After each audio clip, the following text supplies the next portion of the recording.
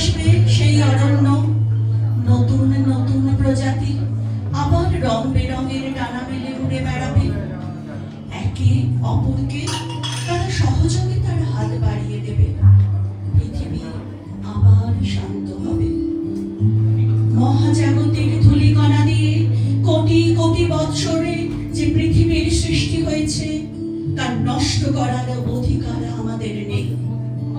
কোটি কোটি বৎসরের অভিযোজনের ফলে যে বৈচিত্র্যময় উদ্ভিদ ও প্রাণী জগতের সৃষ্টি হয়েছে তা ধ্বংস করার অধিকার আমার নেই। অন্যায় করেছে যারা, অত্যাচার করেছে যারা, তাদেরকে একদিন শাস্তি পেতেই হবে। প্রকৃতির আতিথ্যের সুযোগ নিয়ে আমরা এই পৃথিবীতে এসেছি।